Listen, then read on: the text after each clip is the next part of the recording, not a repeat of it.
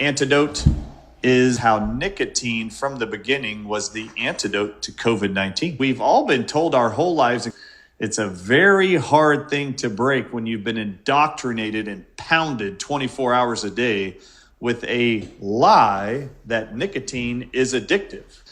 Nicotine is not addictive.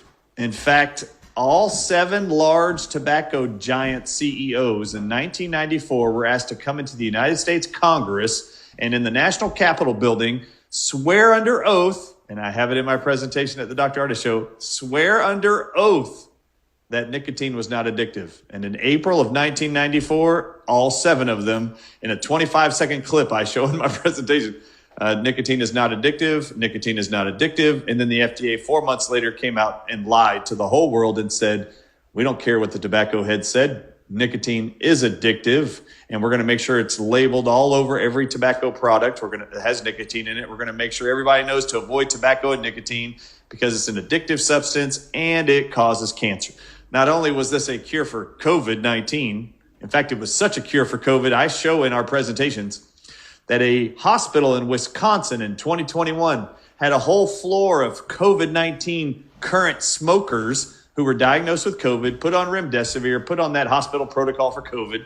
And then when 5 of the smokers died, a medical doctor said, well, it's being reported around the world that smokers are the least likely to die from COVID.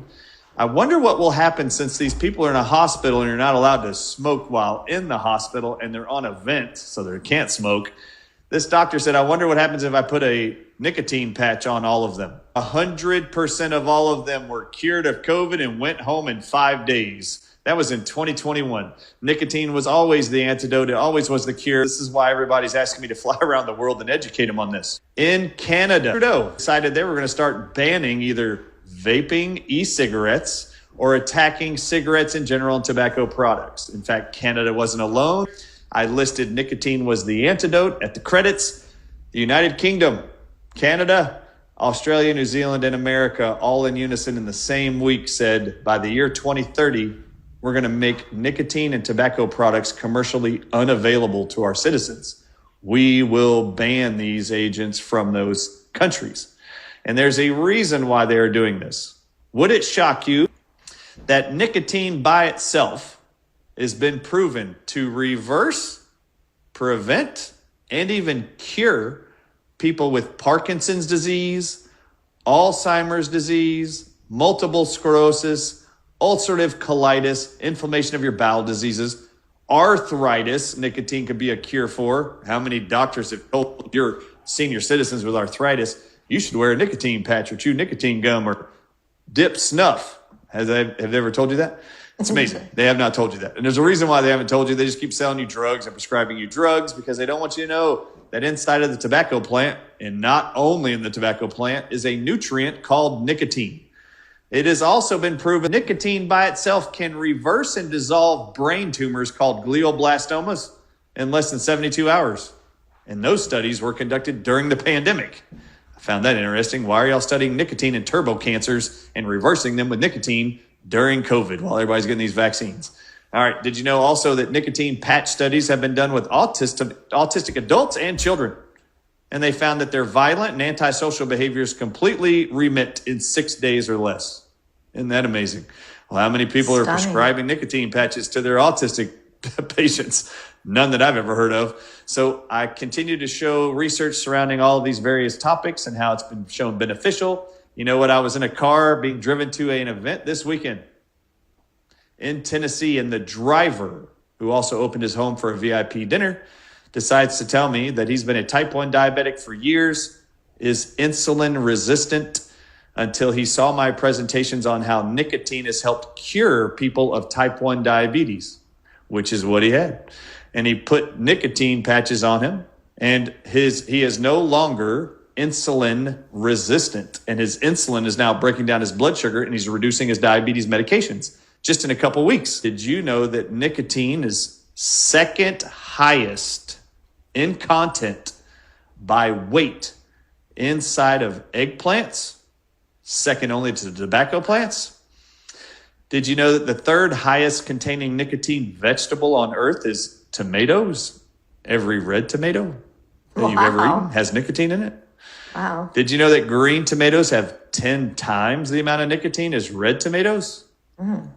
Did you know that bell peppers, cauliflower, celery, zucchini, all nightshade vegetables have tons of nicotine? In fact, that whole group of foods, nightshade vegetables, has the second highest amount of nicotine, only second to tobacco.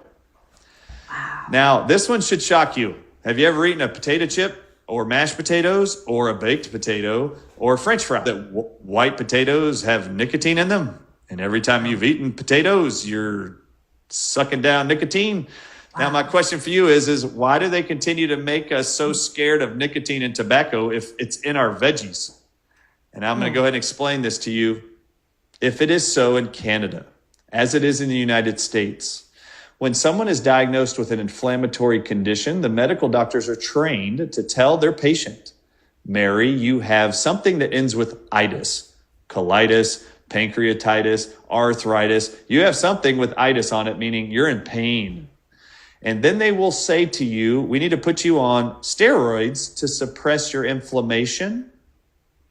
And then they will say this in the United States, Mary, since you've been diagnosed now with arthritis, you have to avoid all nightshade vegetables in the future. Now, the truth is, if they actually ate those vegetables, the nightshade veggies, nicotine in those plants has more anti-inflammatory properties than pro-inflammatory properties by a lot.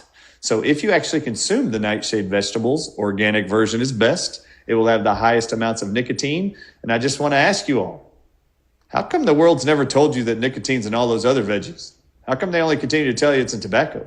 And then how come they keep scaring you from using anything that has an addictive substance called nicotine? Well, just so you know, if nicotine's addictive, you would be addicted to eggplants. And if you ever ate an eggplant, you would wake up with night sweats thinking you need more eggplants. And how many of you have ever heard your boss ever be asked by another coworker for a celery break? Because you're just too addicted to celery. You just can't get over the nicotine addiction in your celery and cauliflower and zucchini. The truth is, nicotine is not addictive. You're never going to be addicted to those vegetables. You cannot be addicted to it. Harvard, the University of Harvard, figured out in 2015 and published a study online, peer-reviewed and published. And I show the whole world this over and over and over. They confirmed in 2015 and published that nicotine alone does not make tobacco products addictive at all. In fact, another scientist came forward in 2012 and said, actually, nicotine makes humans and all mammals aversive to nicotine, and we want to push it away. We don't want it. It's actually a deterrent. This is why they put nicotine, literally powdered nicotine, on plants to keep bugs and insects from coming around the plants. Nicotine is a deterrent. It is an irritant. Nobody wants it.